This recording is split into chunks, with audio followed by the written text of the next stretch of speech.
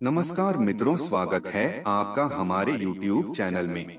ईश्वर ने हमारे भाग्य में जो लिखा है उसे हमसे कोई नहीं छीन सकता, लेकिन अगर हमें अपने ईश्वर पर सच्चा भरोसा है तो हमें वो भी मिल सकता है जो हमारे भाग्य में नहीं लिखा होता।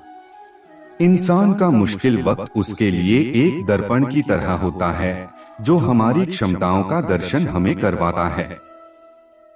इस पूरे ब्रह्मांड में ऐसी कोई ताकत नहीं जो इंसान की इच्छाओं की पूर्ति कर सके, क्योंकि इंसान की इच्छाएं एक समुद्र के समान होती है जिसे कभी भी भरा नहीं जा सकता। जो दूसरों की तकलीफों को समझते हैं, जिनमें दया है, दिल से अच्छे हैं, उन्हें दोबारा जन्म लेना नहीं पड़ता। अगर कोई मनुष्य हमारे साथ बुरा कर रहा है तो उसे करने दो, यह उसका कर्म है और समय उसके कर्म का फल उसे जरूर देगा। लेकिन हमें कभी भी किसी के साथ बुरा नहीं करना चाहिए, क्योंकि यही हमारा धर्म है। दुष्ट लोग अगर समझाने मात्र से समझ जाते तो यकीन मानो महाभारत कभी ना होता। श्री कृष्ण कभी भी हमारा हाल नहीं पूछते, पर वो हमारी सब खबर रखते हैं। श्री कृष्ण अपने सच्चे भक्तों पे हर घड़ी नजर रखते हैं। अगर आप जीवन में असफल होते हैं तो आपको दोबारा प्रयास करने में कभी नहीं घबराना चाहिए, क्योंकि जब आप दोबारा प्रयास करते हैं तो आपकी शुरुआत सुनने से नहीं बल्कि आपके अनुभव से होती है। इस संसार में मनुष्य किसी भी रूप में बड़ा नहीं होता, बल्कि मनुष्य के पीछे जो ताकत खड़ी होती है वो ज्यादा बड़ी होती है। मनुष्य अपने सच्चे हृदय से जो दान दे सकता है वह अपने हाथों से नहीं दे सकता, और मौन रहकर हम जो कह सकते हैं वह हम अपने शब्दों से नहीं कह सकते। अंत काल में जो मनुष्य मेरा स्मरण करते हुए देह त्याग करता है वह मेरी शरण में आता है। इसलिए मनुष्य को चाहिए कि अंत काल में मेरा चिंतन करें। जिस व्यक्ति के पास संतुष्टि नहीं है उसे कितना भी मिल जाए वह असंतुष्ट ही रहेगा। श्री कृष्ण जी कहते हैं, जिस व्यक्ति को आपकी कद्र नहीं उसके साथ खड़े रहने से अच्छा है आप अकेले रहे।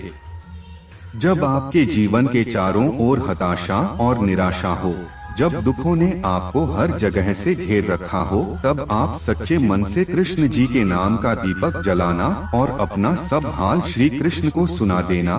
श्री कृष्ण स्वयं आपके सब दुख हरने आएंगे। हर कीमती चीज को उठाने के लिए झुकना ही पड़ता है। माँ और पिता का आशीर्वाद भी इनमें से एक है। जो दूसरों की तकलीफों को समझते हैं, जिनमें दया है, दिल से अच्छे हैं, उन्हें दोबारा जन्म लेना नहीं पड़ता। मन की गतिविधियों, होश, श्वास और भावनाओं के माध्यम से भगवान की शक्ति सदा तुम्हारे साथ है और लगातार तुम्हें बस एक साधन की तरह प्रयोग कर सके सभी कार्य कर रही है। आत्मा न तो जन्म लेती है, न कभी मरती है, और न ही इसे कभी जलाया जा सकता है, न ही पानी से गीला किया जा सकता है। आत्मा अमर और अविनाशी है।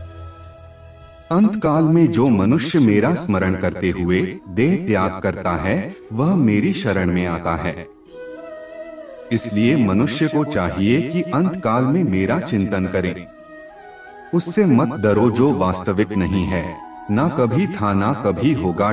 जो वास्तविक है वो हमेशा था और उसे कभी नष्ट नहीं किया जा सकता। अमीर बनने के लिए एक एक क्षण संग्रह करना पड़ता है, किंतु अमर बनने के लिए एक एक कण बांटना पड़ता है। कृष्ण ने दुष्टों को भी अपनी गलती सुधारने का मौका दिया, क्योंकि वो किसी मनुष्य को नहीं उसके अंदर के बुराई को मारना चाहते थे। इस भौतिक संसार का यह नियम है, जो वस्तु उत्पन्न होती है कुछ काल तक रहती है, अंत में लुप्त हो जाती है, चाहे वे शरीर हो, फल हो। रिश्तों को निभाने के लिए वक्त निकालिए, कहीं ऐसा न हो जब आपके पास वक्त हो तो रिश्ता ही न बचे। कृष्ण कहते हैं, जैसे प्राणी अपने पुराने कपड़ों उतार कर फेंक देता है, नए को धारण करता है, उसी प्रकार यह आत्मा पुराने शरीर से त्याग करके नया शरीर प्राप्त करती है। कृष्ण कहते हैं, इस जगत में मनुष्य भौतिक वस्तुओं का भोग कर सकता है, अगर वे चाहे तो सब कुछ छीन सकते हैं। मनुष्य कुछ भी नहीं कर सकता। बुरे कर्म करने नहीं पड़ते हो जाते हैं और अच्छे कर्म होते नहीं करने पड़ते हैं। मीरा कृष्ण भजन गाती थी, हम मीरा के भजन गाते हैं। भक्ति की शक्ति यही है, भक्त भी भगवान बन जाता है। जीवन में आधे दुख इस वजह से आते हैं क्योंकि हमने उनसे आशाएं रखी जिनसे हमें नहीं रखनी चाहिए थी। राधा की चाहत है कृष्ण, उसके दिल की विरासत है कृष्ण। चाहे कितना भी रास रचा ले कृष्ण दुनिया, तो फिर भी यही कहती है राधे कृष्ण राधे कृष्ण।